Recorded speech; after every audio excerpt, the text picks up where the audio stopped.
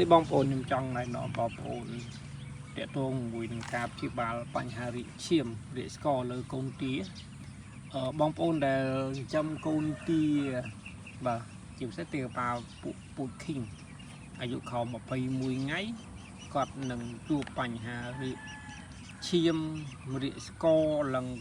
ខ្មៅទៅខ្លះនឹងខ្មៅហ្មងអាចវាឲ្យក្លិនវាឆ្អាបហើយយើងប្រើពីនេះចាំបាច់តាមពិតវាត្រូវការប្រើចាំបាច់នោះវាអង្គទីកុកនេះតែបើយើងប្រើតែវាប្រសិទ្ធភាពវាអត់សូវខ្ពស់តើយើងលាយជាមួយពួកត្រីមេទៅព្រីមសូហ្វាថ្ងៃនេះយើងអាចលាយចំណីក៏បានលាយទឹកក៏បានតែបើករណីលាយទឹកអានឹងយើងផឹក3ថ្ងៃទៅ4ថ្ងៃណាតែផឹកទៅ